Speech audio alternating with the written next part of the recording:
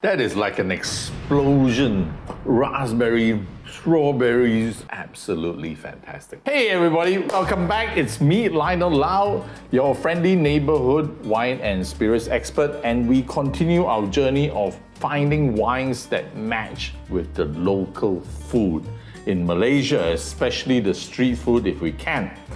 And today we have probably one of my favorite pairings actually, and the one dish that I would believe most Malaysians, if they're traveling overseas, the first thing that they want to eat when they come home generally would be one of this dish. What dish am I referring to? It is none other than Char Teow,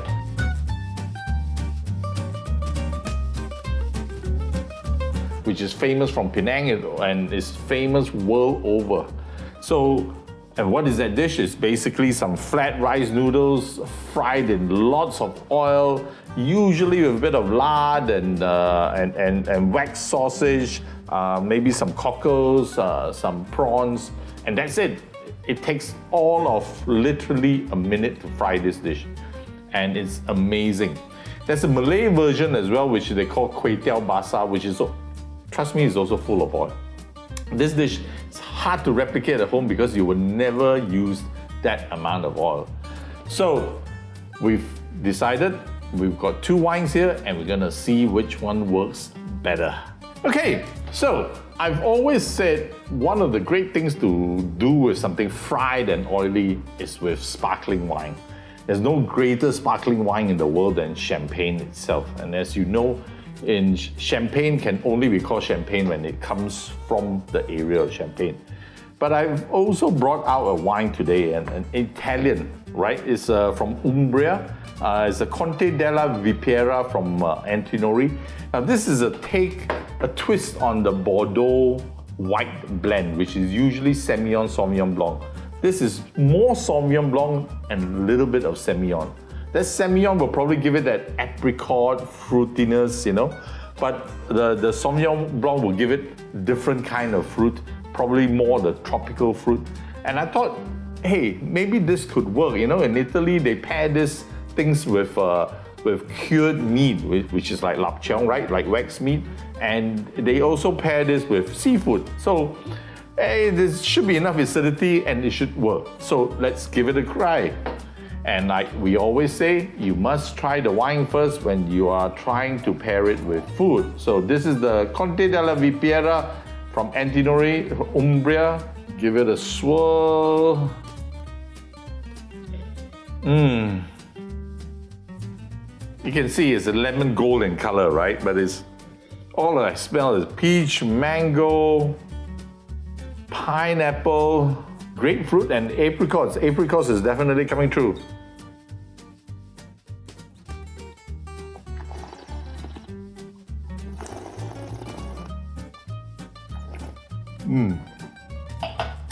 Wow, it finishes very dry, so there's a lot of acid. But it's very elegant. Lots of fruit flavor, but not sweet. Yes, finishes very, very dry. So it should be able to handle the oiliness. Let's give this a go.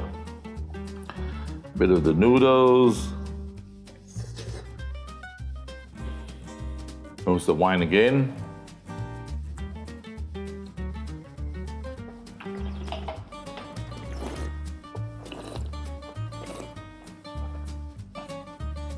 Wow, more grapefruit. It becomes more juicy, right? Very, very juicy, and still the acidity is very, very, very clearly there. Cleanses the palate, but very juicy. It's almost like biting into not a peach, but maybe a pineapple crossed with a grapefruit kind of thing.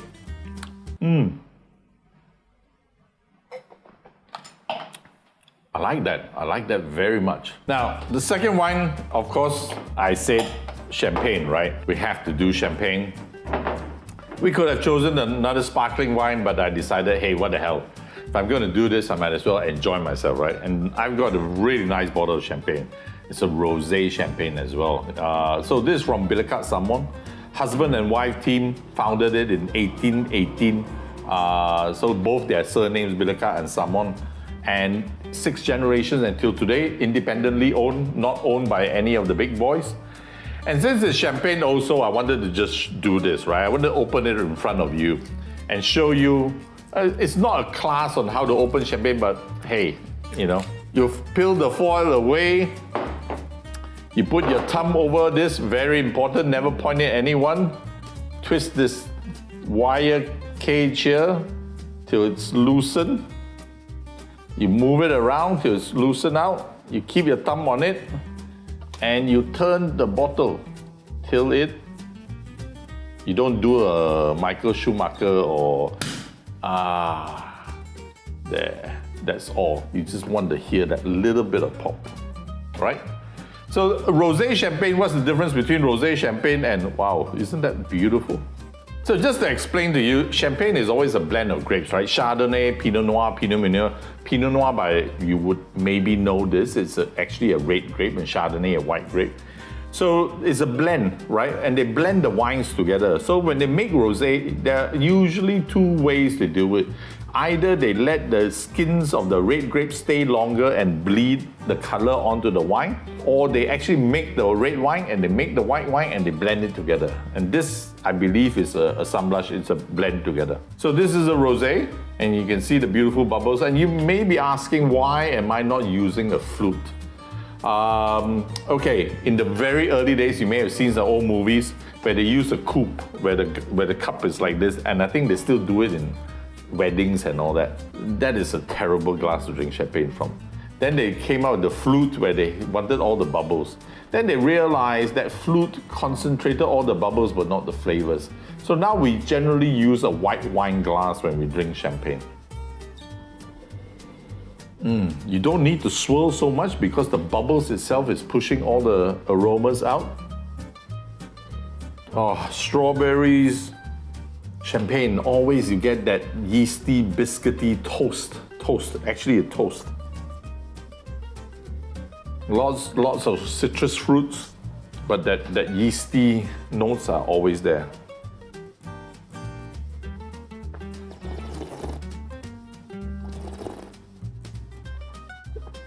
Wow, gorgeous. I taste raspberries with so much bubbly, oh, lovely. So let's give the Char Kway Teow another go.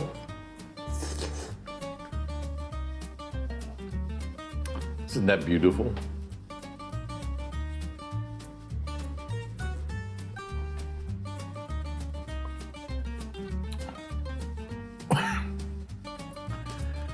That is like an explosion, you know? Raspberry, strawberries, really an explosion of berries in your mouth, if you can imagine that. You remember sparkling Ribena without the sweetness? Just bubbles, bubbles, bubbles.